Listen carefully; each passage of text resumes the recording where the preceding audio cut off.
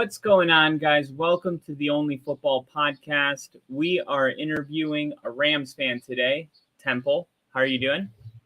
Great.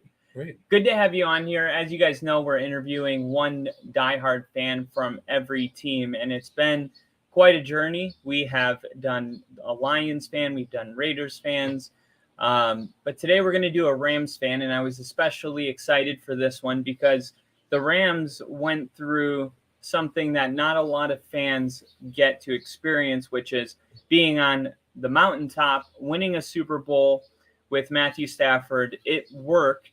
And then the following season, they open up against the Bills. We saw right away that there was some problems with that team. And that was just a sneak preview to what was going to come for the whole year. They end up being the worst team following a Super Bowl win in history. So I wanted to start with that and ask you, how did you feel basically going from, the top down to being an average team, a little below average? Well, part of me expected the Super Bowl hangover, but not to the extent of what it was. I mean, I still expected them to be in the playoffs. I still fully expected that. I think I wasn't sure how far they'd get into the playoffs, but I figured at least a wild card, yeah. At least, and be in the in the chase. But yeah, it was you could see it early on that something was off, and I think part of at least for me, because during the draft they drafted an offensive lineman in the maybe it's a third round, maybe, I'm not sure, but he was supposed to be like a savior for that part of the offensive line. And then he gets hurt in the preseason, and that kind of puts a damper on things. And they're just scrambling, trying to get a makeshift offensive line together. That's the worst. And throughout the season, I think they had like 9 or 10 different starting lineups, moving people here, putting them there, seeing what works. Yeah. And I don't think that's an effective way to have a team, because you're not really working together. If you're in the same position, it's easier to know what the other guy's doing. So when I'm shifting back and forth, left and right, it made it more difficult to be more a cohesive unit. Yeah. It just made it, and that's how, the line was just, more penalties. Yeah. All of that. And I've said this a couple times. I've said it on the interview. Tyler Fink is in the chat. Welcome. Tyler said, "What's up? Just having a good day, enjoying this beautiful weather. Happy Memorial Day, my man." I've said this before on the podcast. If you have, because the Broncos and the Bears tied for the most sacks last season, 50, or is 51 and 50. They're right there.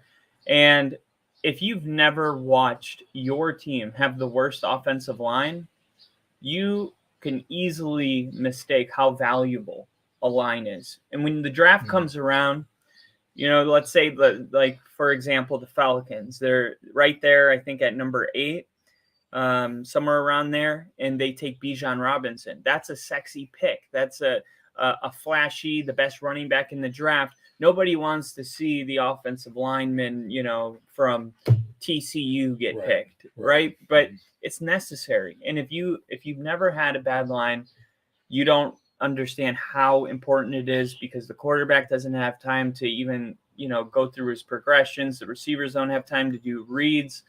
It's hard to get a running game going without an offensive line, and we know the running game sets up the passing game. I mean, it's almost like the offensive line is kind of the glue that holds the entire offense together. Well, I think a lot of these guys are inexperienced, and then you throw them into positions they're not used to playing. You can't just expect them to be perfect, when they first start, because they're used to a certain position. When you move them, it's a huge shift. For them, and it takes, you need more time. But then when you're here 1 week, and then you go back to here, and then you go over here, and it's like you don't have a chance to really get focused on a certain area. And that just leads, to bad run blocking, this quarterback getting sacked all the time.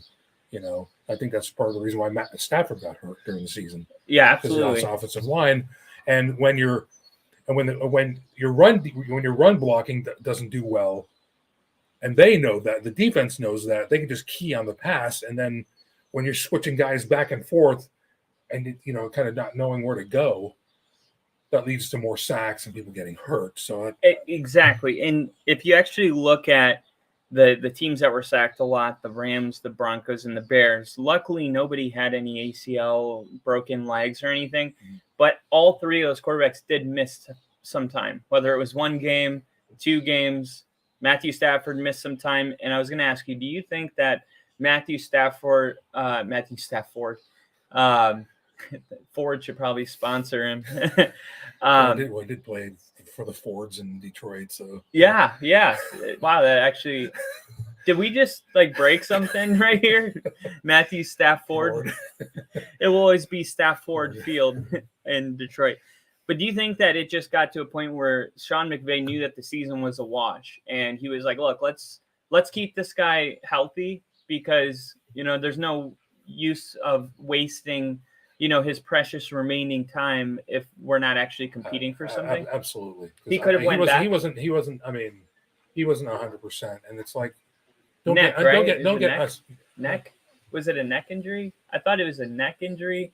Yeah, maybe it was neck or his back. Yeah, the two, it was something weird. Or both, but yeah, I think that's pretty much what it was. They were trying to keep him healthy because, like I said, the season at a certain point you knew was, they weren't going to be really. They weren't going to the playoffs. Yeah, they were going the other way. Obvious, and yeah, they just put him on the IR just because, just to keep him healthy for this season. Just let other guys have a chance to play, see what they can do. Get to look at other guys. Christmas, you never know. They peaked at Christmas, though. Yeah, I mean, hate to bring it up. Yeah, but when you saw that Christmas game, was that the Rams playing well, or was that the Broncos? The Broncos the bad. It's a true combination of. It was a combination. Yeah, that was such a hard Russell game to watch. And Russell Wilson has always had a hard time with the Rams. Yeah, even when he was in Seattle. Yeah. That's the worst record he has against any team. Bobby Wagner picking him off. I mean, that was just. Oh yeah.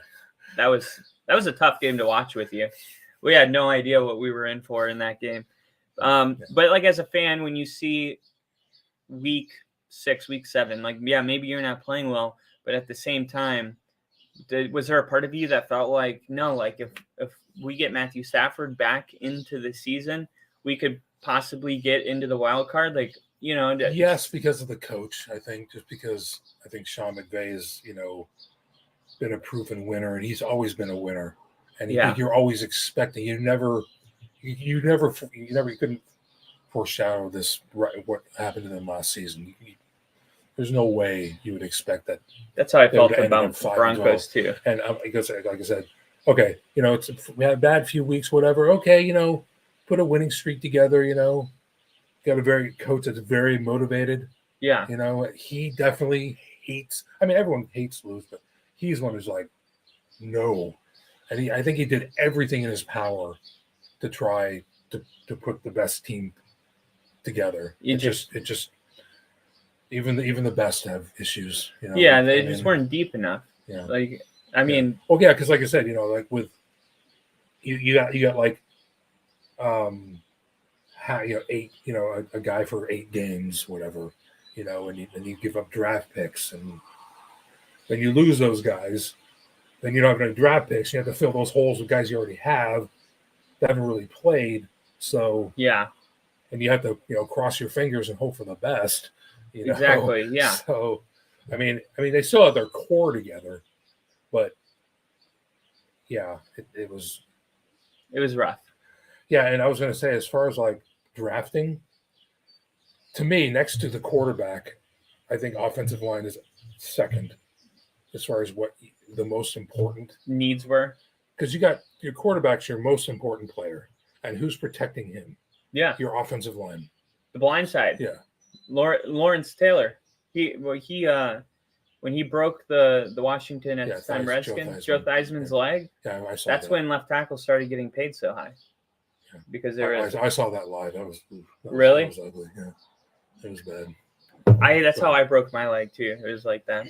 It's a rough injury.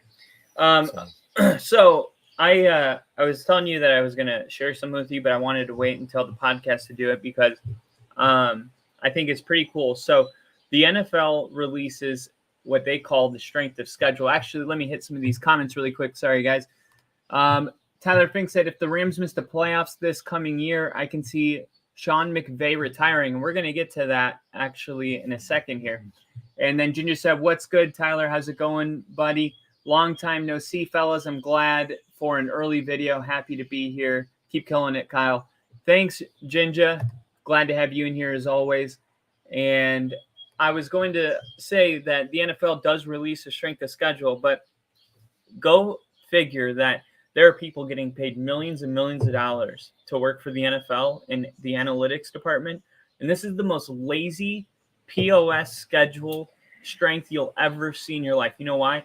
Is because the NFL takes your wins and losses from the previous year and they add them all together and they just see who has the harder, record from opponents. But the problem is they're pulling last season's data, and it's only accurate as the last season. So and we have in the last 5 years, we have had on average four teams out of the playoffs will be a new team.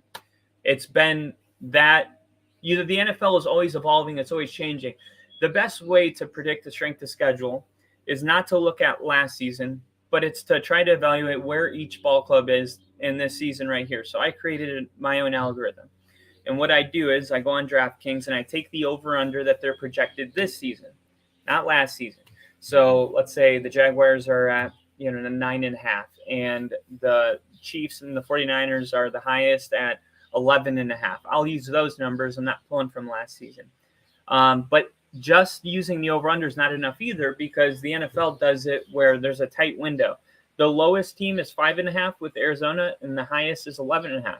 We know from the teams are going to win more and less. Win 12, 13, and win 4 less. Yeah. So I didn't want to just end it there. So what I did was I looked at back-to-back away games. I created a point system. So if you play back-to-back away games, that's 2 points.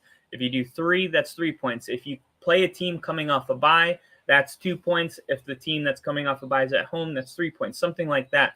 And I put it together. And when I looked at the Rams schedule, which I haven't gotten to for the number system, because it just took a while to create this algorithm to clean it up so it accurately reflects time zones and stuff like that. I'm even doing flight time, like how long. I mean, it's a lot that goes into jet it. Lag and all that. Yeah, the Giants have 28 hours of flight time. I mean, that's the highest of any team I've done so far. But when I look at the Rams schedule, which I'm going to pull up here, the Rams do not have it easy. And I just want to go through the first half of the season with you. And I'll tell you right off the bat, what makes the Rams schedule so hard is they play 4 teams that are coming off of a bye. Now, we saw already Jacksonville is playing 0 teams that are coming off of a bye. This is literally the opposite of luck of the draw. You're playing your 3 of your first 4 games on the road against teams. 3 of them were in the playoffs last season. And then you finish the season with 3 of your last 5 games on the road, and 3 of them were in the playoffs. And then you add in the East Coast back-to-back weeks. This is brutal. So I'll just go through it. Week 1 at Seattle. That's going to be a tough game. Seattle's going to be rocking week 1. I think the X factor, for that game is going to be Geno Smith. I mean, I think if he goes the way I think he's going to go, the Rams have a shot. I do. I mean, maybe I'm a little biased, but at winning I just think Geno Smith was a one-trick pony. Yeah. So I hope so. And I think it's and they generally have close games. So yeah, I can see that being a field goal game. Yeah, well, I feel like even the worst teams in the league are always going to play their best football week 1. There's something about week 1, especially if you're at home, that you're able to muster something out. Nobody wants to 0-1 feels way different than 1-0.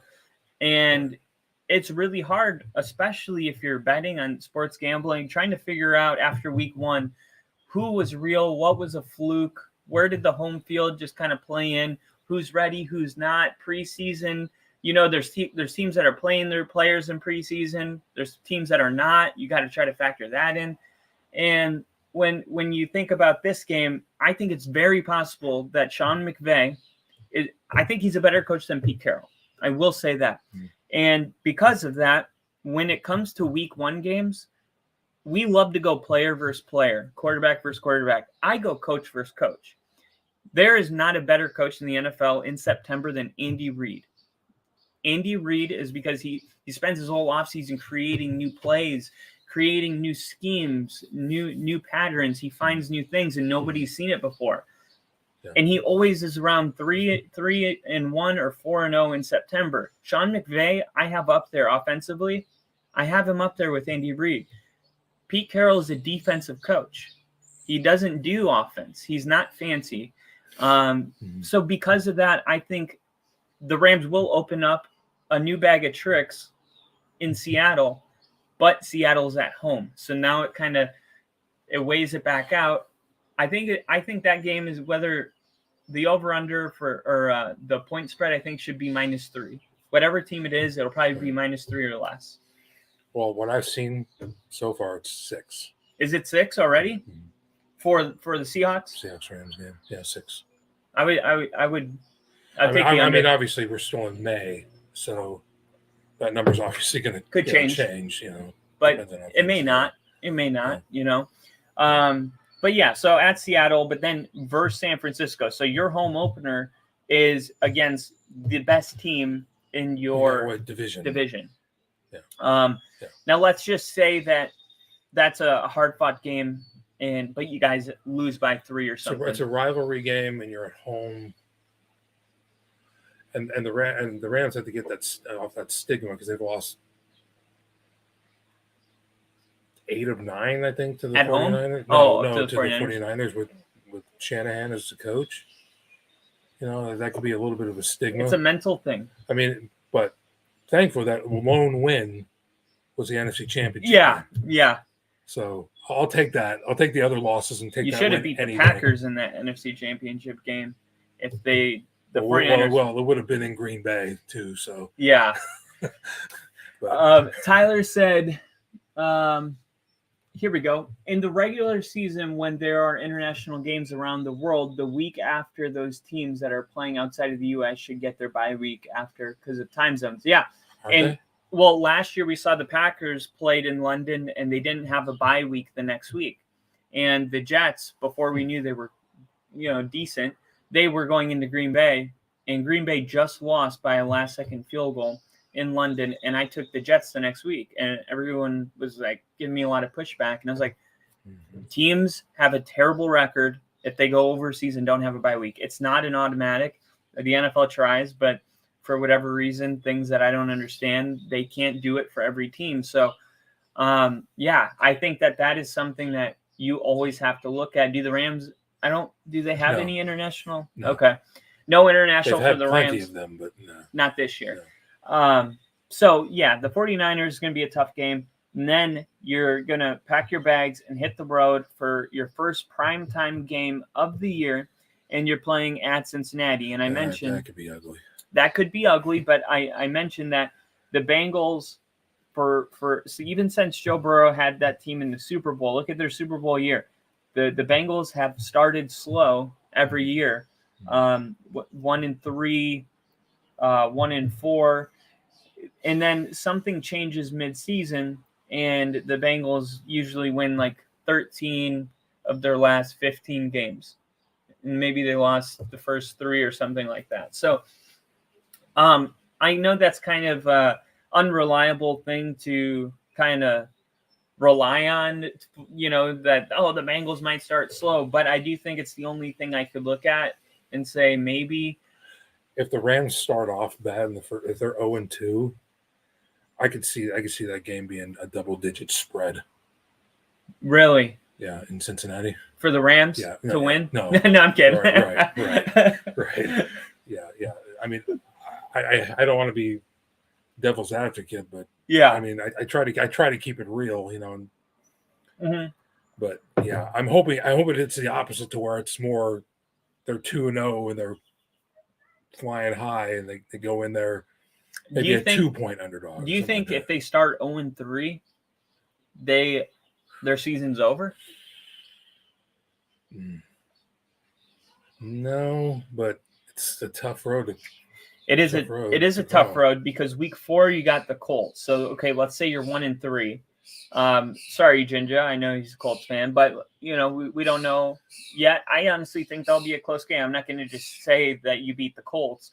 I'm only saying that because you've been playing really tough people, and the Colts is the first quote okay, unquote soft. softer team. But there is no guarantee that you're going to. Is Matt Ryan? Is he?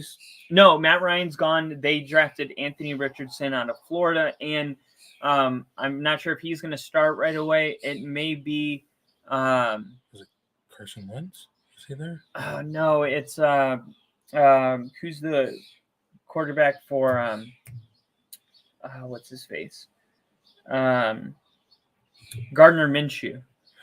Oh, so Minshew would probably start unless Anthony Richardson looks like he's ready to go. But Anthony Richardson was drafted really high because he was the most athletic quarterback in the combine since 1998, which is since the NFL started keeping the data. Mm-hmm. He's insane. His 40, his broad jump, he's an alien, but he's not necessarily a polished quarterback. So they are drafting. The Colts drafted based on upside. They didn't, and if you look at their entire draft, they drafted every player that had an athletic score at 98, but had a lot of learning to do, reading defenses, learning schemes. They're basically taken for what they can do in the future. Yeah. And some people are saying that the Colts, depending on how this draft class goes, I don't want to say, redefine or anything too big, but they may change the way we approach the draft. I pick players. I don't draft them. Is that game in Indianapolis? That's in Indianapolis, which means you're going to the East Coast on Monday night, and then you got a short week, and you're back to, the Midwest. I'll call it the Midwest because Indy and Cincy are, really close to each other. It's not like you're going, to New Jersey or anything, but it's, it's still one of those scenarios where we talked about, do you stay in the Midwest or do you fly back home and then fly back? I would assume they fly back home. Maybe if it was a Thursday night game, they would stay. No, I don't think they would do that. I don't think they would. Well, I guess they could do that if they wanted to.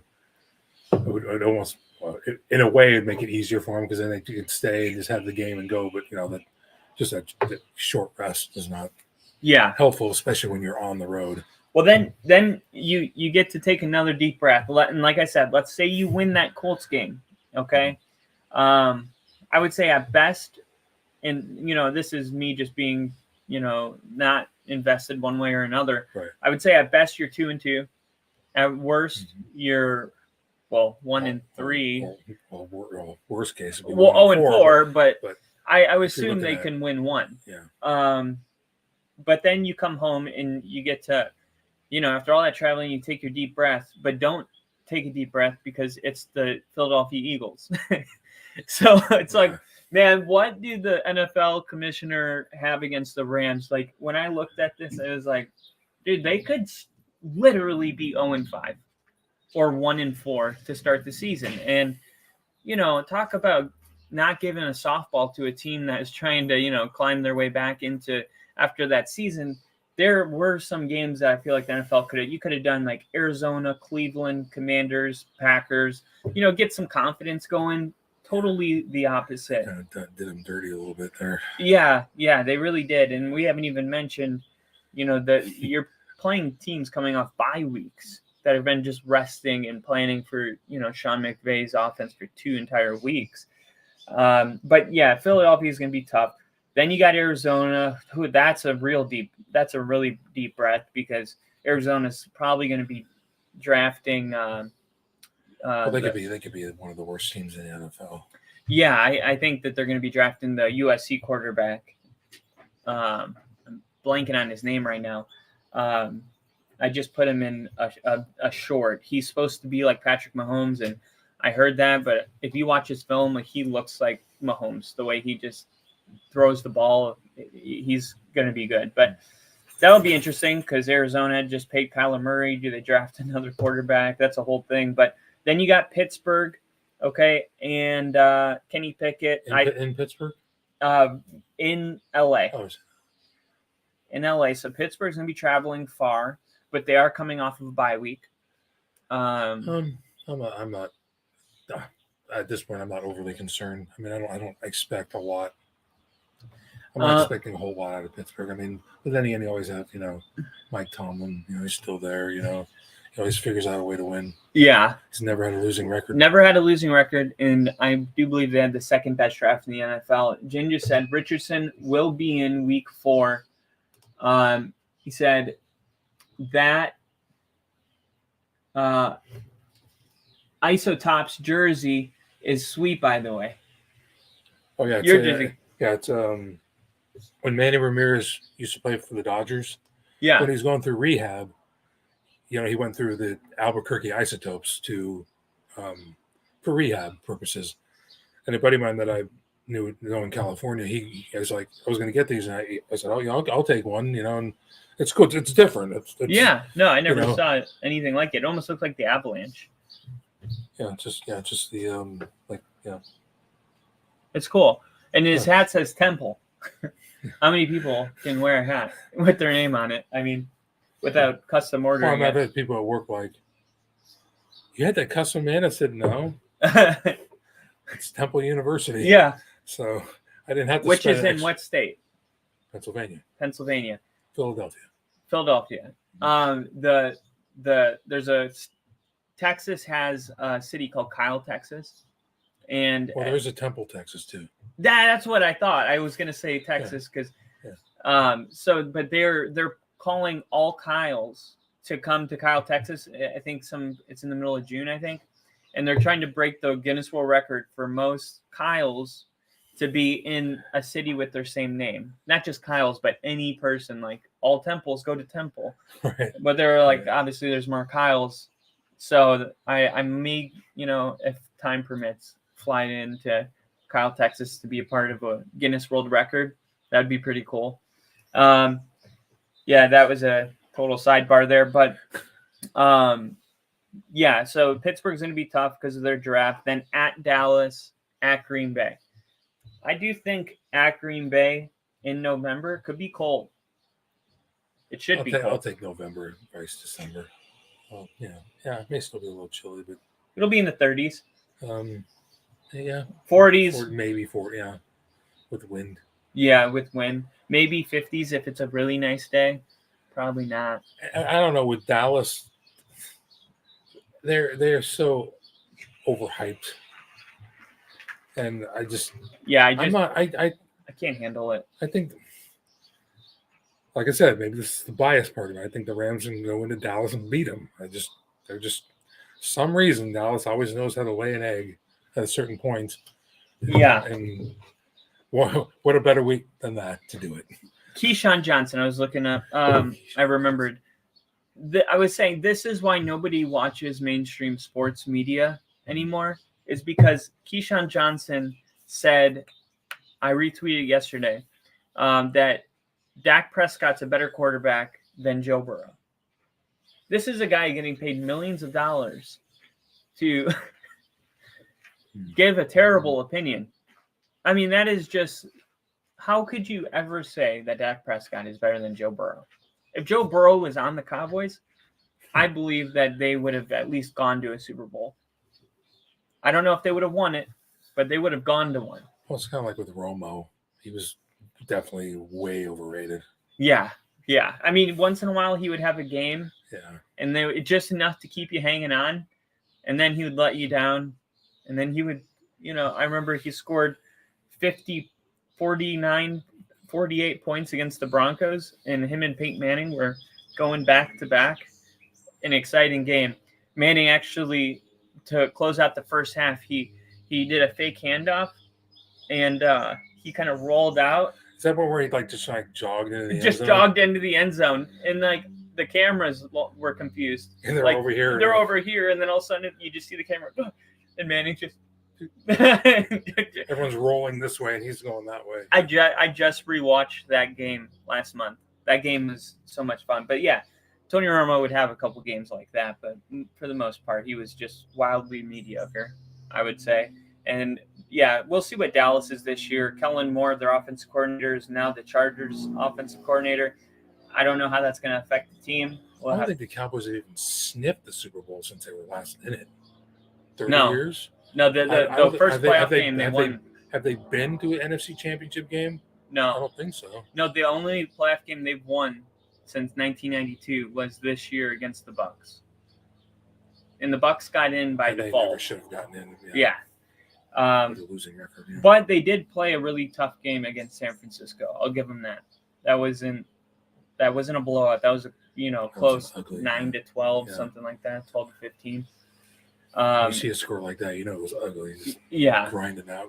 Depending on what you like, you may see a score like that and be like, "Damn it, I missed it." Some people love those. And then so after Green Bay, you hit your bye week. Then you got Seattle. I think this is your best stretch, and it's still not totally easy, but you got Seattle, Arizona, at Arizona. Seattle's at home. Then you got a home game versus Cleveland. And if Deshaun Watson gets back into his normal form, the Browns could be, a 9-10 win team. Yeah.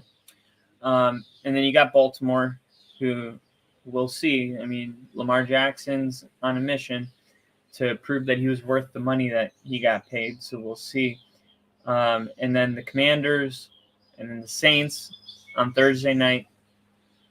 These are a lot more favorable. Is that in New Orleans? That's at home. That's good because that'd be brutal in New Orleans because that's your Thursday night football game. Because that would be brutal if it was in New Orleans just because of what happened. One of the worst calls in NFL history happened there. So that pass interference? Yeah. Oh, that was the Rams? Yeah. Well, that's the reason why the Rams went to the Super Bowl that year against the Patriots. Yeah, I knew the Saints did it. I forgot who they were playing. Yeah, and they're always bringing that up. Well, no, because the Rams come to town. It's not them that they're mad at. It's the officials that made the bad calls, but it's still they're the team that benefited from it. Yeah. So, but anyway, it's at home. So it's probably. And they got who? They got Derek Carr now. Yeah. And their over/under is 9.5, which I think might be high. But the Saints are a team. Mickey Loomis is a good GM over there, and I think. And we don't know if Alvin Kamara, how much games he's going to miss. They did draft a running back, but I feel like the Saints are one of these wild card teams that they could win 10 games or win 4 games, and none of that would shock me or anywhere in between. So you're always going to have one team that you didn't see coming. Yeah. And it's hard to figure it out, who's it going to be. But the Giants are next, and what is your opinion on the Giants? Because they made the playoffs, but then they paid Daniel Jones, the $40 million. He asked for $40 million, then he fired his agent. Then his new agent got him $40 million. And I'm like looking at that, and I see that, Trevor Lawrence, Joe Burrow, Justin Herbert, all together don't make what Daniel Jones makes. That's ridiculous to me. I mean, I know those guys are about to get paid, and it won't be that way for long. But Daniel Jones, in my opinion, he has one decent season. It's not like he was lighting it up out there. He wasn't even allowed to really pass it till week 13. And then Brian Daboll's like, yeah, you can throw it a little bit. And then he wins a playoff game against Minnesota, who won 12 games. But they were way overrated. They had a negative point differential. Yeah. So I mean, that didn't surprise anybody. They could win 6-7 games this season. I wouldn't be shocked. And then they get their asses completely handed to them by the Eagles. Like, I mean, that was a measuring stick game, and it became really clear. I thought, okay, like there was something there to build off of. Like if you're a Giants fan, you're happy you made the playoffs in a year that people thought you could have won 3 or 4 games. You're in the playoffs. You won a playoff game. Whether it was the Vikings or not, it feels good to win a playoff game. And I thought there's something they can build off of. But then they paid Daniel Jones $40 million, and I kind of had to stop, and because people were like, "Well, you said that they had something to build off of," and I was like, "Yeah, but I feel like, they committed too early that kind of money. I know it's only they can opt out in 2 years, but I just don't know how I feel about this Giants team." Did they drop Barkley? No, Barkley's still there. Did they give him the franchise tag? Yeah, the franchise tag. I'm hearing though that Barkley, I'm not sure how much of it is true, but I don't think he wanted the tag. So, yeah, it's just, what do you think about the Giants? Do you think they're going to build off of what they did last year, or do you think they're going to fall back a couple of games? Their schedule is not easy. 28 hours of flight time for their away games. Arizona, they obviously played over San their heads Francisco last season, so I think there's going to be a little bit of regression there. And I think with the added pressure of them paying so much to Daniel Jones, all the pressure is going to be on him. I just think he's I don't think he's going to cave completely, but he's going to have he's not going to have a great year. I don't think so. And Jen just said Stroud against Baltimore for sure. Ravens will be solid this year. And then Tyler said, which rookie quarterback has the toughest defense to face week 17? Young against Atlanta, Stroud against Baltimore. I would go with Stroud against Baltimore. Yeah, Stroud against Baltimore. Because, Baltimore has just always had a solid defense. Like, this is the best receiving core that they've ever had in history. And, since my lifetime. And still, I don't think it's great. I think people are way overhyped about it. Odell is great when he's healthy. But I don't think he's a number one anymore. I think he's a really good number two. So who's number one? And then you look at they brought in Nelson Aguilar, but he's another number two, number three, right? And then they drafted out of Boston College. I'm blanking on his name. Boston College wide receiver. He's the second best receiver in the draft. Is he going to be a number one? Well, he's a rookie. That's not really reliable. Like, I understand it looks good on paper, but we need to see it. You know who else looked good on paper last year? The Broncos. Paper is one thing. I said the same thing about the Jets. It's fine that it looks good on paper. You have 6 receivers that, are all going to, play some kind of role, but will they mesh together? Will Garrett Wilson be able to mesh with Allen Lazard? In Allen Lazard, Randall Cobb, they have all these people and it looks great on paper, but, paper doesn't win you a Super Bowl. You have to be able to put it together. It's a whole nother thing. I feel like I've seen more teams look good on paper and actually fail than look good on paper and win a Super Bowl. So because you actually have to see how they perform with each other. And Lamar can he even stay healthy for an entire season? That's my big question, because people are like, pay Lamar. And I was one of the guys that was like, no, I wouldn't. And I understand that you might have a better year if you pay Lamar than if you don't, but your job as a GM is to think about the long road, right? It's never to, you can't just be scope locked on one season. And Lamar hit the most passing yards he's ever thrown was the year he won MVP. It was either his first year or his rookie year. So I don't think it was his. Did he win MVP his second year then? 2017, where he was a unanimous MVP. But since then, and who threw more passing yards last year than Lamar Jackson on his MVP season? Jalen Hurts. More passing yards than, he didn't get an MVP. And I think a lot of what got him the MVP is that he can run. But now he's put on weight, a couple, 15 pounds, and he wants to prove that he can be a thrower. And sometimes that's a good thing, but sometimes it's not. Like Russell Wilson was like, I'm gonna cook. I'm gonna start throwing the ball. No, dude, you're terrible at that. You're not a gunslinger. You're not Justin Herbert. You're not Trevor Lawrence. You're not these guys that can just sling it. You have to know who you are and just stick to that. Be excellent at what you are. Don't try to go outside of that. Know your limitations. Know your limitations. And I'm wondering if in the quest to prove that Lamar can be a 4,000 yard quarterback, what that actually looks like.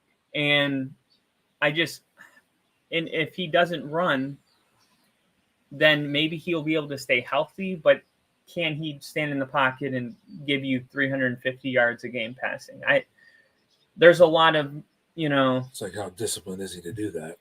How disciplined he may just be like, no, I'll just run and get the first down, but we've seen that he has a problem staying healthy every year. So, you paid him the most money of anybody. We see that a lot with most quote unquote running quarterbacks. Are always hurt. I mean, except the exception with Wilson, who,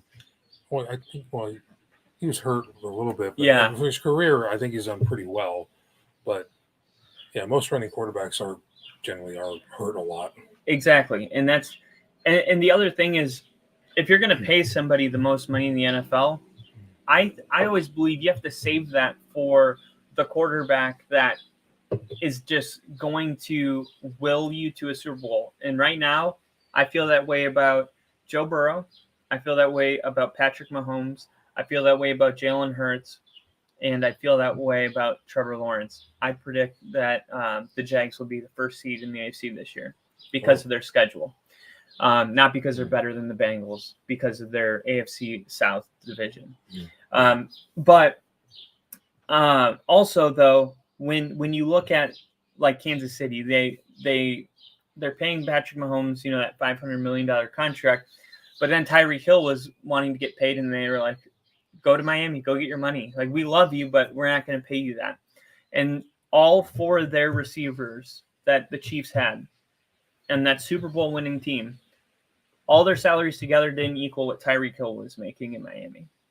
So my main point here is that you can pay a quarterback the most money as long as it doesn't going to make him not going to make him good. Yeah, as long as he can make his as long as he's the glue that really holds this whole thing together. People are saying, well, Lamar doesn't have any weapons. And I'm like, he's supposed to make them weapons. That's what Manning did. That's what Mahomes did. Now, if you're saying, well, he's not Manning and Mahomes, okay, then why are we paying him like he is? And that's always been my pushback against it. Yeah. Is that, but now they've given him all the weapons, right? No more excuses. Now there's no excuse. Yeah. So if you don't go out there and perform, you're going to look kind of like a phony. So I'm interested to see how he handles this whole season, Baltimore as a whole. Then Commanders, back-to-back home games with Commanders and Saints, I think with a check mark next to a win for the Commanders, I think. Yeah, the Commanders they're never exciting to me. I don't like their colors. I don't like anything. I don't like their name either. Just none of it. Just call them the Redskins. Well, I talked to somebody the other day that said that the Commanders actually were a tribe that killed the Native Americans. They were named the Commanders. So it's not necessarily like a better, for PR purposes, it's not necessarily a better name because it's part of a tribe that killed. It was all politics for that, so yeah. Yeah, but you'd think they would pick a name that's not an Indian killer tribe. Well, a lot of people don't know that. Yeah, so, I didn't know that. Yeah. But when I think of Commanders, I was thinking because they're in Washington D.C. That's what I thought. The Commander-in-Chief. Yeah. Commanders like military officers. Yeah. That's what I thought. Yeah. But I don't remember them releasing any kind of statement. It was like late. This is what the Commanders really stands for.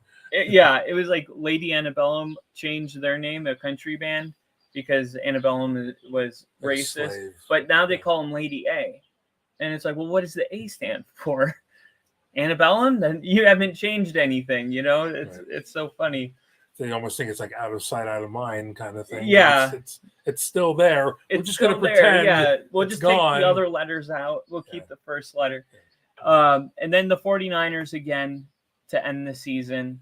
I think that if I had to pick a record for this team, I don't want you to get mad and walk away. I have one too. So I'm gonna go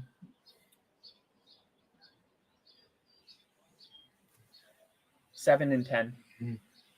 Yep. That's what I was thinking. 7-10. Which I I just want to, every a lot of people don't know how to be unbiased when it comes to that. And I know they're not the same juggernaut that they were, yeah. but you still have to look to see. You still have to see. I mean, you can't predict the future, but if you're basing it on basically on what we've seen and what we've got, ahead of us and what we've, like I said, seen, then yeah, that's a fairly realistic record. Yeah, considering who they play, when they play them, Well, who do you think is the team that is going to, the team that we weren't expecting to jump out and be a playoff contender? There will be a new team in the playoffs in the AFC. Who is it going to be? I have my answer. I'm curious to know yours.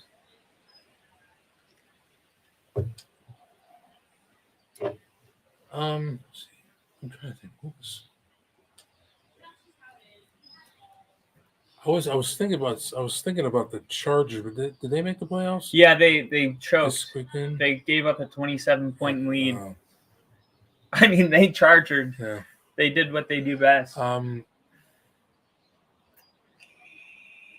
honestly haven't put much time. I'm trying to go through all the teams. I put them all right here. So there's, for the AFC, you got the Steelers, the Browns, the Bucks, or no, not the Bucks, the Chargers, the Bengals made it, the Jets didn't make it. I feel like that's a softball, right? Yeah, like the Jets will make it. You'd think so, but that seems like an obvious choice. And then you got the Jaguars that made it, the Broncos. But you got to think a little bit outside the box with those. I mean, because Jets are the obvious one. Yeah, I think the Broncos are the team. And I am taking my fan hat off here. Okay.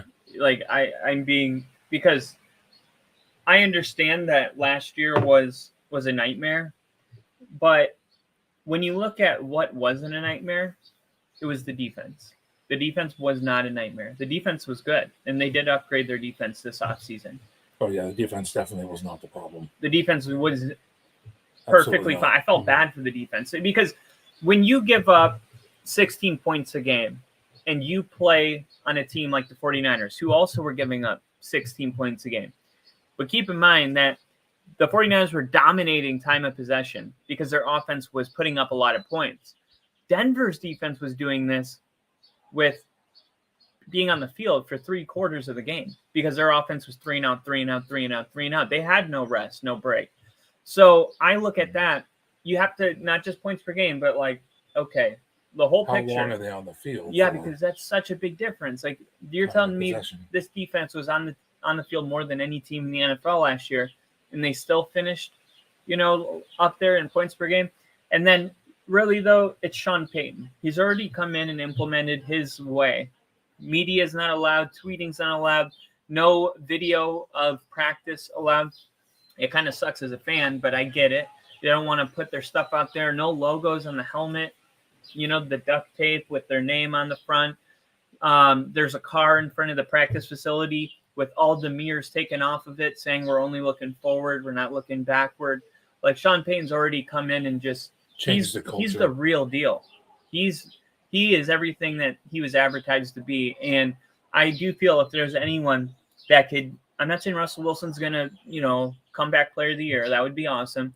But I am saying I don't think it's too far-fetched to say this team is going to go from 16 points a game to scoring 23.5 points a game. I do think that you could add 7 points with Sean Payton. He is, and the fact is Denver scored 18 points or more in the regular season last year. By week 13, they would have been 12-1. So it shows you that there's some real potential for this club. The only thing is teams that the offense tends to be great. The defense tends to be average. I don't know why. It's something we can't measure. But when you looked at Denver's 2013 run where Manning scored the most points of any team in history in his first 5 weeks, went on to throw 55 touchdown passes. I mean, it was historical. The defense sucked. Look at Mahomes. He has never had a top, 14, 15 defense since he's become the guy. I don't know what the reason is for it. And that's why I was so high in the 49ers, because they were doing something really rare. And I think the Dolphins. Maybe it's because the defense is more relaxed, maybe because they know their offense. That's what I'm thinking. I don't. Yeah, I'm thinking. I'm still like trying with to the figure Broncos out. of last year, like shit, we have to step it up. No, you can say shit. Okay.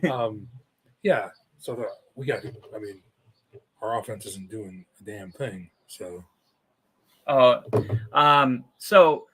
was getting a phone call. I do think the Dolphins are the other team that have the potential. Actually, let me take this really quick. Keep talking to them. Yeah. Hello?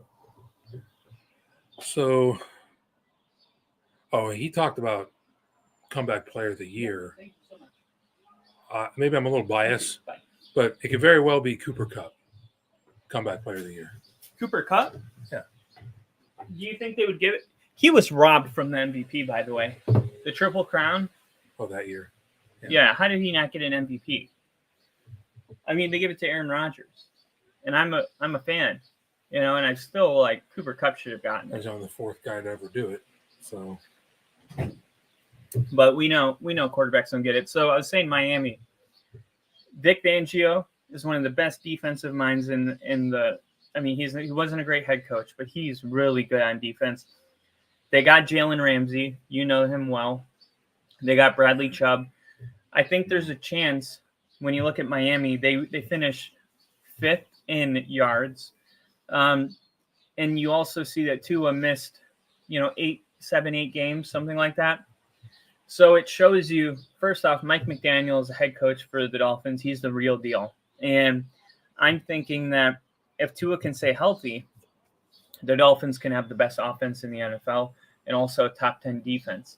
And they just need to protect him, man. He can't take any more of those vicious hits. Yeah, no more hits. Because he takes one more of those. He might be done. Yeah, well, done, like forever done, like not walking off the field done. Do you think that like concussions build on each one? Like I do. Worse? Yeah. Yeah. It just weakens. Yeah. It's like once you get your, like, because I got punched and my jaw broken, and the doctor told me, like, oh, if you get punched now, like, you'll get knocked out easier. There's just something that happens to your body. It's just the trauma that you took there. It's just, Yeah, your body thinks that, everything is that same trauma, even if it's lesser. Your brain is fight or flight type response. So. But if Dolphins do stay healthy, I think this could be a team that we're in the middle of the season wondering, why we didn't see this coming. Like, I could see the Dolphins being maybe 7-1 by week 8, and everyone's like, okay, like, what do we have here? And it's like, I mean, I don't feel like we should be shocked. Their offense was incredible when Tua was healthy. It was, and they beat the Bills, and they did amazing things. And now you're telling me their defense will improve, probably do a top 10 unit. And if Tua stays healthy, don't be shocked. I mean, it is the Dolphins and no experience in being in playoffs. So they basically go once every 5 years. So that's against them. But, they have Jalen Ramsey and people that have been to the playoffs. I thought of an NFC pick. Who? Detroit. Yeah. Detroit. I mean, they were. I mean, I don't know how much of a surprise that would be. I don't know. Maybe I don't know. I think people are expecting them to make it because they were picked to open the season against the Chiefs, and that tells you that the NFL is really buying into this. Yeah. Because I know we're talking about teams that we don't expect, but that's tough. I'm trying to go through because I haven't done a lot of research on all the teams, so I don't know. It's just based on. Let me give you a sneaky one: the Green Bay Packers. Now, we had a small sample size of Jordan Love Sunday Night Football second half during the Eagles, and he looked good. I mean, he looked good enough for the Packers to tell Aaron Rodgers that they want to move on, while he goes into the dark room. So I think that, they obviously know Jordan better than we do. They see him in practice and stuff like that.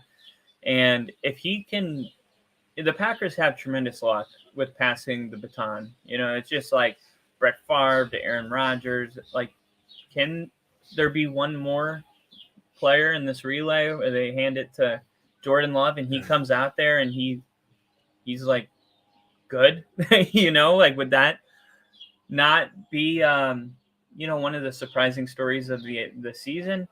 I think it would. And I think if the Packers were a game away from the playoffs with Rodgers and Jordan Love can play at a similar level, then the Packers could be, in the conversation around December on a year that was supposed to, but they've lost a lot of pieces. They could also be 3-14. They're another really tough team to predict right now. Something that I thought of when you talked about Jacksonville being the number one seed. It just reminded me of, for me, the 2000 Rams team. The year after. Greatest show on turf. The year after, right? They went into the playoffs as the lowest seeded team, but they were favored. They were favored to go. Really? Because no one wanted to play them. Because by the end of the season, they got in a rhythm. Yeah. And nobody wanted to. So and they ended up playing the Titans. No, I'm talking the year after that. A year later. That was the 99 Rams. I'm talking about the 2000 Didn't the Rams. Titans go back to back? Yeah. So Steve McNair was 1 yard short? Yeah, and that was it. That was against the Rams? Yeah. Oh, can we just take a second to dive into that? Dyson. What did that feel like? I mean, it was one of those where I'm like, you're in shock. Is it the greatest Super Bowl you've ever seen? Probably, yeah, because it went back and forth. The last year's Super Bowl is really good. That last sequence when Tennessee was trying to go down the field, and there was that one play where McNair's scrambling and three guys are on him, and he's breaking all these tackles, and he gets that long pass in, and the Rams defense was exhausted. Yeah. Because you could see guys are coming out the field. Vermeil's like, what are you doing? Get back out there. Yeah. You have time to be tired later, right? And they thought they could sneak that one by, that little slant to Dyson. And, Mike Jones got in there and got the tack on him, brought him down. And there wasn't because I'm like, okay, yeah, yay, but it was a shock too. Yeah, you're not expecting the game to end that way. It's like, oh my God, they won. Oh wow! And then all of a sudden, it's like, hell yeah, yeah. It's like the closest thing probably was the Seahawks Patriots Super Bowl where they didn't run it and they threw that pick. Man, that was another. That was a bonehead. That was such a defining moment for Russell Wilson because. And at that point in his career, he's been to 3 Super Bowls. I blame Pete Carroll for that one. Yeah. There's no way he should have kept handing it to the beast. I blame Russell Wilson too. Just for not giving it to Lynch, just pounding. You got second and goal. You give the ball to him. He's been pounding it all game. If he can't get 1 yard in 4 tries, you can live with that as a coach. I feel like I could. It wasn't 1 yard, but it was 2 or 3 yards. Yeah, I know what you're saying. Yeah. You just keep giving it to him. He's gonna get you your yards. Yeah, he's gonna get. He's not gonna be. Don't get all fancy and throw like a little slant pass where it's all crowded. Yeah. And people that say Russell Wilson's elite, this is kind of my pushback. I'm like, Peyton Manning would never have allowed that play call. Like he was the coach on the field. He would have been like, no, absolutely not. We're running it. And Russell Wilson doesn't have that, he's not a sheriff. Peyton Manning was a sheriff. He's more of a follower. He's just kind of passive. He's just like, okay, we're gonna goes throw with it on the 1 goes yard with the line. flow or whatever. And Yeah, like week 1 against Seattle. They're sitting there on 4th and 3, they're letting the clock and they're run staring at each other, trying to figure out what and they the want clock to is do. running down. Both of them are looking for someone to take charge. None of them know it's them that need to do it. They try to kick a 65-yard field goal. That was seeing them line up for that kick in person was literally funny. I mean, the Bronco gods, they just slapped me. Yeah. They're like, you need to stop talking about that. You better shut up about that field goal. No, but they're lined up on the opposite side of the 50-yard line. You're just like, what are you guys doing right now? And then they had that practice kick. It went left. And then you're like, okay, the real kick goes left. You're like, why didn't you just correct? It had the leg on it to do it too. Yeah. So, I mean, if it goes in, it's one of the greatest kicks. I'm sitting there going, yeah, you're averaging doing? over 4 yards per play, and it's 4th and 3. And even if you don't get it, you have all your timeouts. Now you can do the defensive thing, call all your timeouts, get the ball back. And instead you run the whole game out. I mean, I've never seen anything that bad. Like it was like they choked. And I was surprised. Coach is almost lucky they get fired after right week there. 1. Yeah. Like if I ever watch a game and I know that, I have no experience, but if I were on the sideline, I could have given my team a better chance of winning. That's something I can't forgive. Now there's something I have to bring up. That reminds me of something. When Mike Martz took over for Vermeil, he's supposed to be like the biggest, best offensive genius ever, right? Because he's the one that put the greatest show on turf together. Another game that I was at is a playoff game. The Rams were playing Carolina. They had 1st and goal on the 6-yard line, right? Was this in St. Louis? This is in St. Louis. They had, I don't think they had, I'm not sure if they had any timeout. They had like one timeout left. They had 1st and goal inside the 10. March decides to run down the clock and kick a field goal. Mind you still have the greatest show on turf. You still have Marshall Faulk. You still have Isaac Bruce. You still have Torrey Holt. Torrey Holt was my favorite receiver. You still have all those guys. You would not believe everyone almost booed him out of the stadium. Because what are you doing? You do this on the road. You don't do this shit at home. Yeah. You're at home. You go for the jugular. You go for the win. Yeah. You don't run off 30 seconds off the clock and kick a field goal. What is wrong with you? Then them losing in double overtime. I mean, that reminds me of a game in, I think, 2000. I've never been so angry as a fan in my life. Understandable. 2008. It was the Broncos at home playing the Chargers, and we had Jay Cutler at the time. And it's a really important, I think, 2nd down play. Jay Cutler takes the ball, he's rolling out. He goes to throw it, and the ball falls out of his hands, and he throws, the empty pass. Mm-hmm. The ball's on the ground, and the Chargers pick it up. Game's over, but they call it incomplete. And then everyone's like, what the hell? How is that incomplete? And they're like, that is clearly a fumble. And then Ed Hockley comes on, and he goes, it should have been ruled a fumble, and it recovered by the Chargers. However, I blew my whistle, and because I blew my whistle, the ball is dead. Mm-hmm. It's Denver's ball for, 2nd down or 3rd down. I heard Charger fans about that. Yeah, and then Denver is like, all the fans like, oh my God, like we just got second life. Then they throw a touchdown pass. I think it was it was Eddie Royal catches a touchdown pass, and then Mike Shanahan, showing good sportsmanship, like we shouldn't even have been here, goes 2, and Jay Cutler puts the 2 back. I still get chills. They're like, we're going for 2. We're going for the win, because an extra point would have brought it to overtime, right. And they go for 2. And I think it was Eddie Royal again. Broncos win 39-38. Just one of the best moments ever. But it's like the opposite of what you were explaining. Well, it's kind of like with the Rams and the Saints. You know, it was like my team was the beneficiary of a really bad call. Yeah. You know, and I have a jersey and I have a hoodie that has them. You know, NFC champions for that year.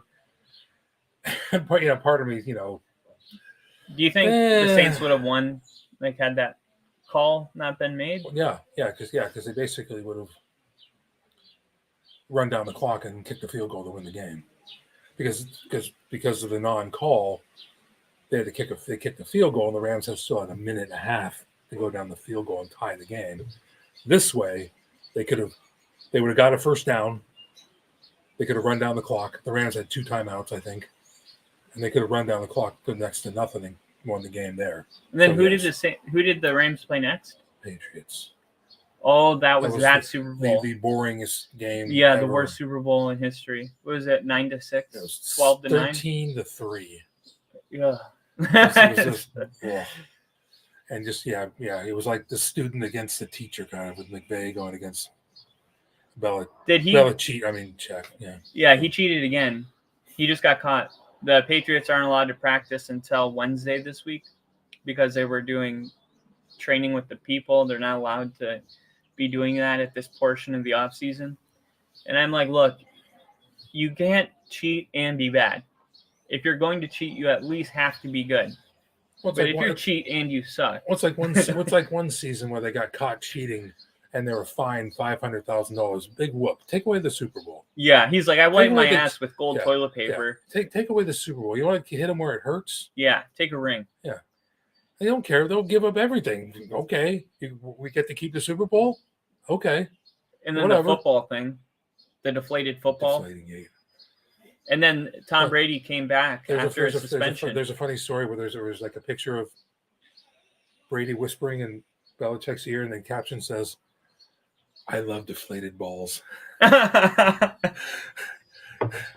feel good in my hands. That was just, Yeah, and then Tom Brady won the Super Bowl that year. I think that was the Rams Super Bowl. It may have been. I think so. Because I remember they're like, oh, Tom Brady was mad that he was, punished for something he didn't do and won the Super Bowl to, get back at the NFL. I remember that was a game against, I think, the Colts that happened. I'm like, dude, if a defensive player that picks off the ball feels it, you're telling me a quarterback that touches the ball every play doesn't know? BS. This is just BS. I can never believe that. But Tom Brady can do no wrong, apparently. Yeah, exactly. But he's retired now, officially. Yeah. So yeah, that is pretty much it. So you got the Rams going around 7-10 this season. Unfortunately. And starting the season, what's more likely, do you think? 1-4 or 3-1? Probably 1-4, but if I were just based on the information, should go to the game. Which game? Seattle opener.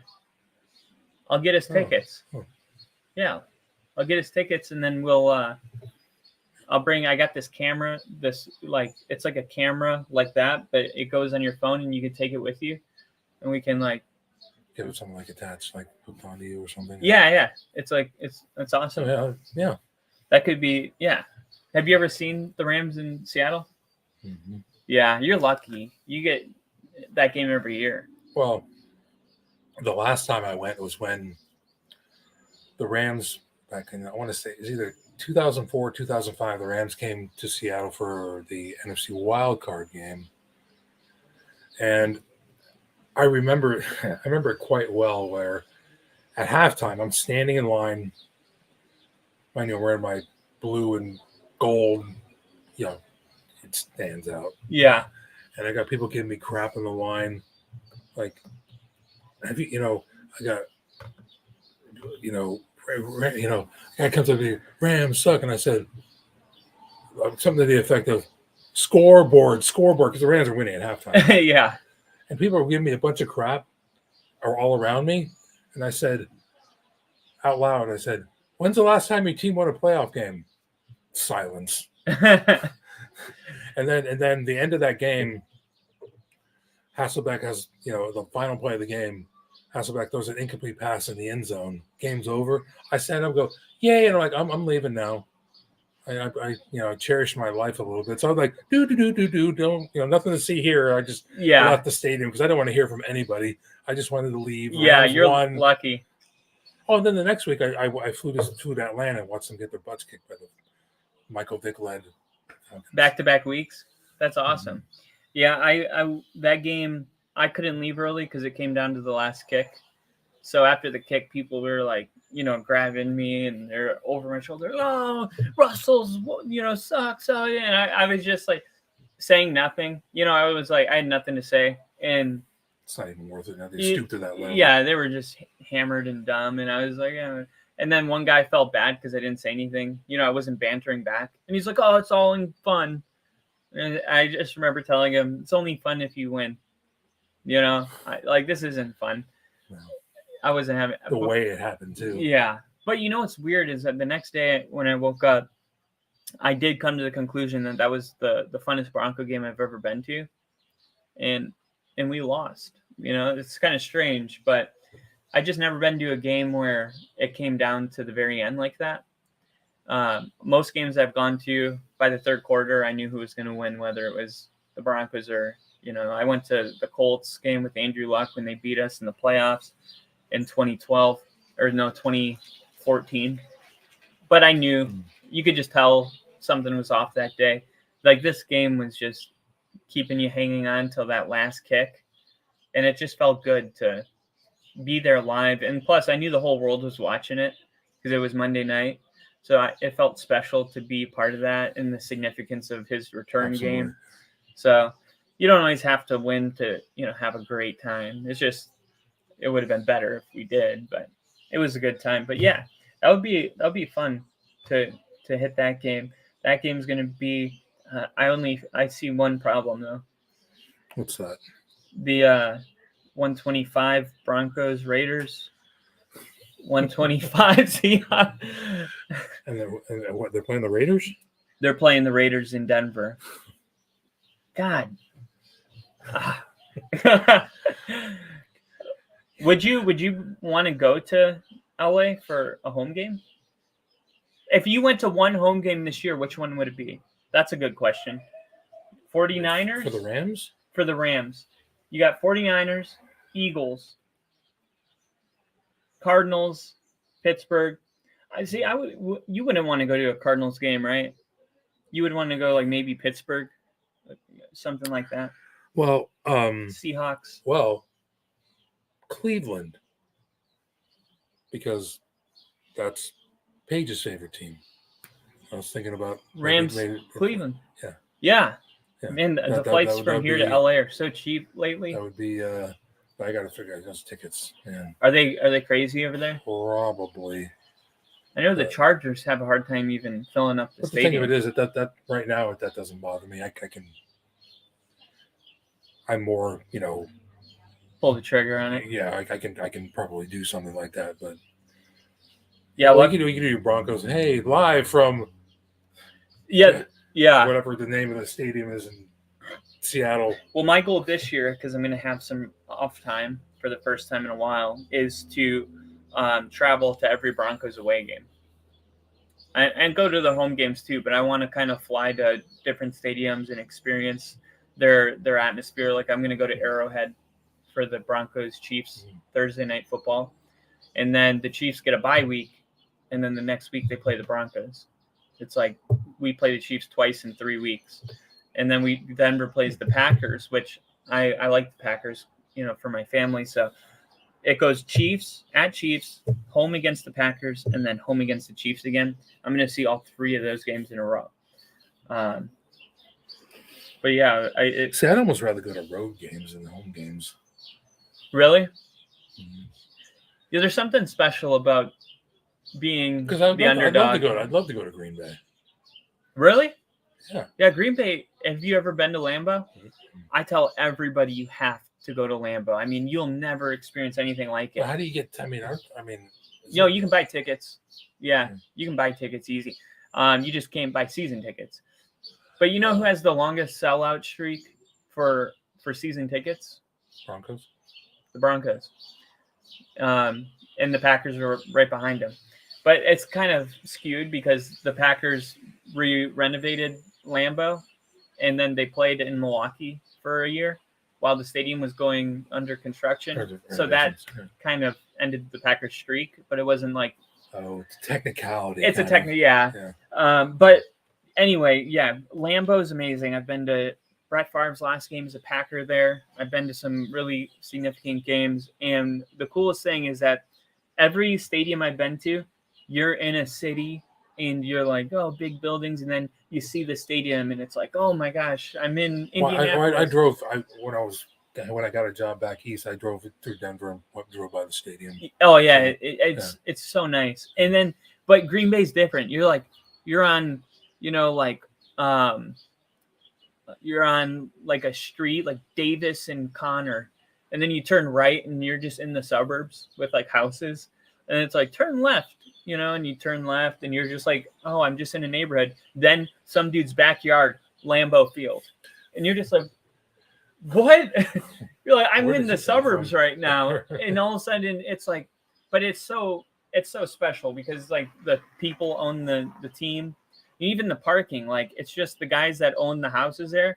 They just let people park there in their land, and they make the money off of it. And they're just regular people that are Packer fans outside in their backyard, telling people where to park. And you're like, it would be one thing if this was like, a Division III college, the way it's set up, but to think how historical it is, and we're just in the middle of a neighborhood, it's just kind of, it's unlike any team. I think everyone should go to Lambeau. The draft's going to be in Green Bay in 2024, I think, next year's draft. I got to see the very last game at the Kingdome. The Seahawks played the Dolphins. I got to see Dan Marino. In Miami? No, here. Oh, here. And I never got to see him. It was great. I thought it was. That was his last season? Yeah. This was his last. Yeah, he led them on a 2-minute drive to win the game. Oh, wow. But that's the year when they got their butts kicked by Jacksonville the next week. But I got to see one of his last games. Yeah. I like that. So that was his second of last game, basically? Yeah, because he won that game, then they lost. Yeah, because he went out by getting his butt smoked by Jacksonville. Yeah, it's always special to be a part of history. Yeah. It just feels like no one could take that from you. Well, yeah, last game in the Kingdome with Dan Marino. Yeah, what more can you ask for? So and Matthew Stafford, is this his last season? Well, I thought last year was his last season, but well then we'll see if we have the heir apparent with their new guy. Yeah. So also from Georgia, so yeah, they can talk about Georgia together. I'm trying to remember what's his name. Stetson Bennett. Mm-hmm. Yeah, he was picked in the fourth round. The only thing is he's short. He's under 6 feet. Yeah, a lot of people just aren't really high on him, but you don't know. I mean, you win 2 national championships in a row. Obviously, the defense is like ridiculous, but you have to be somewhat good to win those chips. So, and I think if the Rams have another bad season, Stafford's gone, McVay's probably gone, and it's just totally back to Donald's gone, And then you guys become like the early 2000s 49ers, the 1-2 wins a season. Kupp will still be there. He'll be the face of the franchise. He'll probably be the first one out when the new guy comes in because they'll start trying to trade the most expensive pieces for the rebuild. Like DeAndre Hopkins, by the way, got released from Arizona 3 days ago. Like not traded, just released. All right, release. So I'm thinking he's going to end up in Kansas City. Well, when it comes to Cooper Kupp, he's a guy that's very unassuming, and he could have been paid more, but he team friendly contract. Yeah, I think so. Yeah, because he wanted to build a core team, wanted to keep the team, and I think he was trying to not take as much so he could pay other guys. Well, that was the difference between Lamar's contract and Jalen Hurts was And Jalen Hurts is, I would rather have Hurts than Lamar any day. Mm-hmm. And he said, he has all these ways where it works for the cap so the Eagles can have a good roster. It's like long-term money. It stretches. And he said, money's cool. Championships are better. And, I just, God, if I needed another reason to love him, which I didn't, it was that statement right there. Like, this guy he just wants to win championships. He's like, what difference does it make? Like, oh, you make 200 million, I make 220. I'm not a rich person, so I can't say, I know what it's like to walk in those shoes, but at some point, wouldn't you rather take 200 and, have a legacy? Win championship. Yeah, exactly. Yeah. Because I feel like that's worth more than the extra 20 million. Like, at a certain number, it's just monopoly money, really. I mean, and even in that case, if you're built a legacy, you're going to get paid more after your career anyway because of what you did on the field. Yeah, so you're going to make up whatever money you didn't get from that. You're going to make it up on the back end. Look at Tom Brady's Fox Sports deal. They wouldn't release a number, but it was like over 100 million or something like that. Just because it's Tom effing Brady. I mean, is he? Well, he's announcing. He's gonna. I think he's either announcing or he's gonna talk about the games. But I think he'll probably be in the booth. But he's taking 1 year off to just no football. He didn't want to go right into it. Just probably because he's going through a divorce too. Be a dad. So. Yeah, but you're totally right. Like if you're successful in football, there will always be more money. Mm-hmm. But if you're, I guess an overpaid, underperforming person, people aren't really excited to see you. Especially the fan base. Look at this guy. He got paid a lot of money. Who's that? Who was that guy? Yeah, like Jamarcus Russell will never be allowed to. He may still have money from that crazy contract he signed. I don't think he does. But. Yeah, but he's definitely not getting hired by any. No one's looking. No one's clamoring to get him on their team. Hey, come. Like the USC quarterback that was taken right after Peyton Manning. That had like a drug problem. He was like a really. Oh no, that was Ryan Leaf with Washington State. Oh, didn't you go to USC? No, that was Ryan Leaf was number 2. Yeah. Oh, yeah, he was with Washington State. Okay, I don't know why I thought that. They're similar-ish colors. They're in the same. Yeah, Washington State. They went to. They're reddish. They're same conference, but they were. Yeah, who would have thought? Back then, who are they going to take? Who's better? Manning or Leaf? Yeah. I mean, you want to talk about the biggest discrepancy in NFL history? Yeah, or even think about. Well, man, that's so that I can't sleep at night knowing that the NFL is just they're getting it so wrong. Like Brock Purdy, Mr. Irrelevant. Meanwhile, Zach Wilson's number 3 overall. How can you be that wrong? I mean, if it's your job, it's like I always say that when. Basketball players are missing free throws. By the way, Game 7, super excited about Miami and Boston. That Game 6 was absolutely incredible, but I'm going for Miami personally. Well, when maybe he just fit the system well. I mean, he just maybe in the system that maybe this other teams didn't see him fitting in, and he just happened to fit the perfect fit for the system. Yeah, but I feel like that should already factor into the team that's saying to pick him. They say make the system work for the players, don't make the players fit the system. And just how bad Zach Wilson turned out to be, and you think that it's like missing free throws or kicks. It's like you get paid so much money to do one thing, and it just shows you that there is something obviously that can't be measured when you're scouting, unless I just watched this movie on Amazon called Air Jordan, and it talks about how Nike got Air Jordan contract. It's called Air. Air is it just called Air? Was that the one with Ben Affleck? Yeah. What an incredible movie that was! But that guy has a moment where he's sitting on his couch and he's watching, and he's like, "Why did Michael Jordan take that last shot at North Carolina to win the championship?" He's like, "It was always going to Michael Jordan. Look how comfortable he is." And he sees this moment where he's like, I'm all in on Jordan before anyone else was. He was like, I'm in on him because you see something that is different. You just know that he's going to be great. And I felt that way about Jalen Hurts because, last year I said, look, this guy's going to probably win the MVP and the Eagles are going to win around 15 games. And everyone was like, you need to stop smoking pot. And I was like, I'm not. I'm dead serious. And then it happened. And everyone's like, well, how did you know that it was going to happen? And I had my moment, like that Jordan moment, and it was when he was benched at halftime in the national championship for Tua.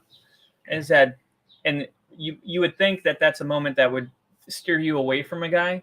But I said the fact that moment didn't break him as a player, that he continued to play college football, that he just transferred, played at a high level.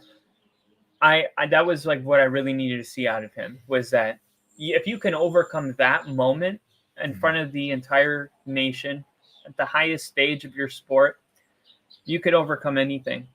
And look at him now. Well, I honestly kind of felt that way about Cooper Kupp when he first came out. I was like, there's something about him. I think I remember watching videos of him. His dad was like throwing, I'm not sure it was like baseballs or footballs. He's coming from the other room blind, and he had to figure out where the ball was coming. He was just diving into the room, and that's how he has his great hands. To get the reaction, speed up. Yeah, and it was like, and his demeanor and all that, because I was an instant fan. Yeah, I was like, I knew he was going to be, and he wasn't drafted high. Yeah, and I was like, I saw him play preseason first. It was just something about him. I just knew he was going to be. I didn't know he was going to be that good, but you knew there was something there. Yeah. And that's why I love doing this specifically, is because because fans they watch their team, more than other people. Like they watch their players, they know things about them. Like when you look at sports media, all they do is see headlines and then they do sports commentary. Like I could do that. I could just go to NFL.com and go down the headlines and kind of repeat the news and give my opinion on it. But when you talk to a fan, they know things like that. Like, oh, his dad, we had him run into a room, and so I would take your word over, the people on SportsCenter or Fox News, because, Colin Cowherd's great and all, but he doesn't know that about, him running in the room and stuff like that. Mm-hmm. And I think, most fans are more optimistic than realistic, but at the end of the day, they do know more about like their players than anyone else, and that's why, I kept saying like, oh, Javonte Williams was going to be a good running back. And people are like, who? And most people, they just say, oh, you're a Broncos fan. Of course you're going to say that. So like, even when you're right, people don't take you serious, but I do. I take people serious because I know, like, sometimes you just know. And and when he was drafted, I there was like a Cooper Kupp fan club, and I got in immediately. So I've been a day one. Yeah, Facebook follower of his since day one. So yeah.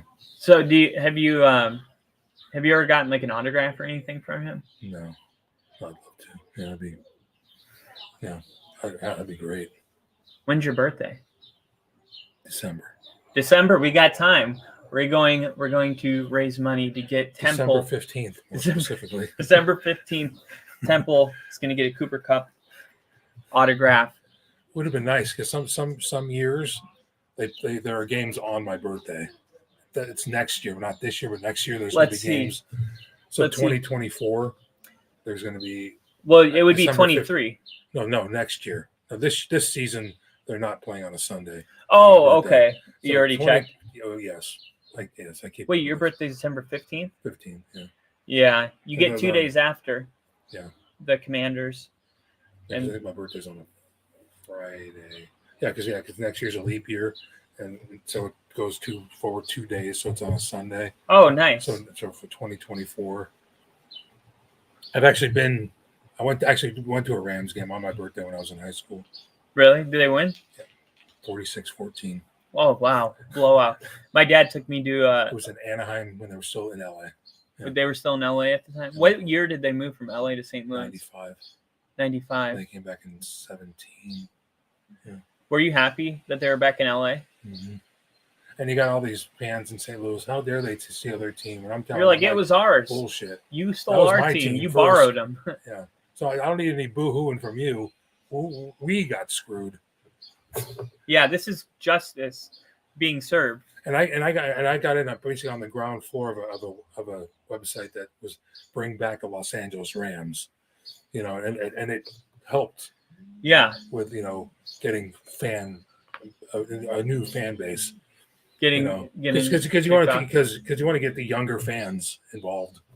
So that's what you wanted to bring them back, so you can get the younger kids, because they had to pick somebody else because there wasn't a Rams team in LA. There wasn't a team in LA for years.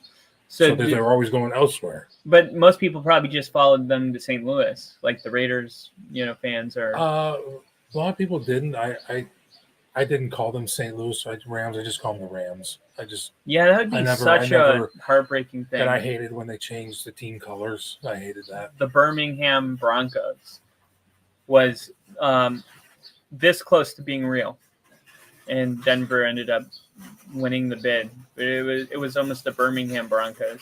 Wow. Yeah, I know. Let's just be happy they're in Denver. It's more beautiful. Birmingham, like Alabama? Yeah.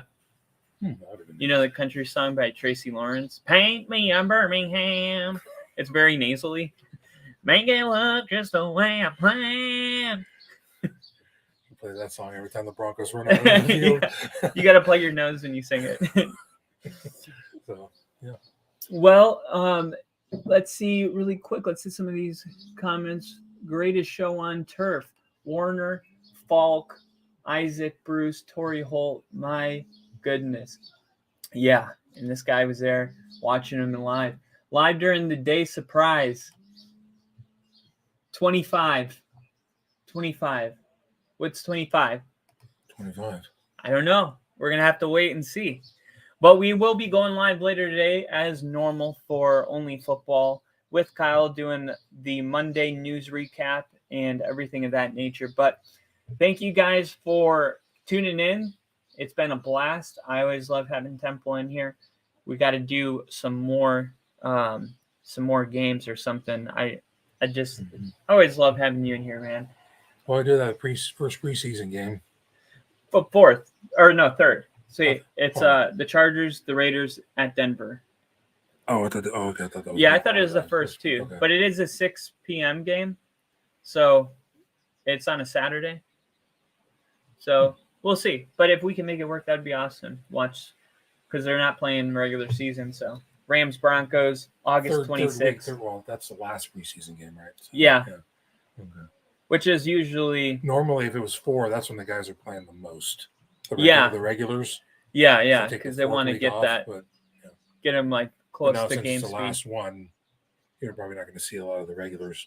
Yeah, I don't know. Still guys trying to make the team. Yeah, guys trying to make the team, and it's also like it's up to the head coach's discrepancy or discretion, because we've seen coaches. Does Sean McVay not play the starters?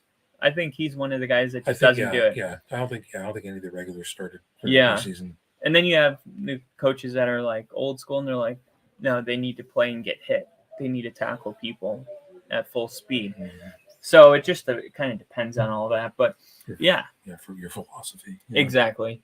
So thank you guys for tuning in, jumping in here. Bill, Jinja, we had Tyler Fink in here. Everyone else that's going to be seeing this later. I'd like to see what 25 is, though.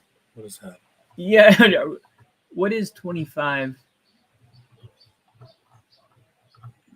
It's 25 years ago when the Broncos won the Super Bowl. I'm not sure. It was in 98, right? 98? No. The Broncos? Yeah. They won the Super Bowl in 2015. No, I'm talking about, if you're talking about 25 years, they won in 98, right? Didn't they win in 98? Yeah. 98. I don't know. I'm just trying to guess at what 25 means. He said Packers draft in 25. Oh, okay. Oh, Packers draft. Yeah, they draft. Yeah. 25. So not next year. I forget where it's at next year. I think it's in where is it next year? Was it in It was What in this last year? it was in Las. Was it? Is Was it this in? supposed I to be think in it's in Las Tennessee? Vegas next year. Let me see really Oh. quick. Yeah. 2024 draft NFL location. Detroit. It's going to be in Detroit. Detroit. And then they're staying pretty close. Wisconsin the next year. So good. I'm happy to see Detroit getting some love. You know, Talk about long-suffering fans. yeah, this would be finally, maybe turn a page here. And it'll always be considered, though, like, yeah, they turned a page once Aaron Rodgers left. Like it would have been probably better if I guess they did win the division last year. They beat the Packers, denied them a playoff spot. But, yeah, it would have been cool to see Detroit in prime Aaron Rodgers, like a real good battle there. Mhm. I feel like we never got a good battle in the NFC North. It was just Green Bay every year was kind of running away with it. There's a couple years in there, Minnesota. Sprinkle Minnesota, Yeah, maybe the Bears. The Bears every now and then. 2008, 2014, 2017, I think the Bears had a sneaky year there. But, yeah. Oh, that's where they had the double doink Yeah, the double doink. in Green. Was it? I think it was it against Seattle? Philadelphia. Was it Philly? In the playoffs? Yeah, that checks. Yeah. That I think it was wild card, right? I think they were 10-6 that season or something like that. But yeah, thank you guys for tuning in. And if you're watching this later and you guys would like to be a person that gets interviewed for your team, just put it in the comments and I will link up with you. But that is all that we got for right now. I'll see you guys a little bit later. Temple, thanks for coming on. It was a pleasure. And I'll see you guys soon. See ya!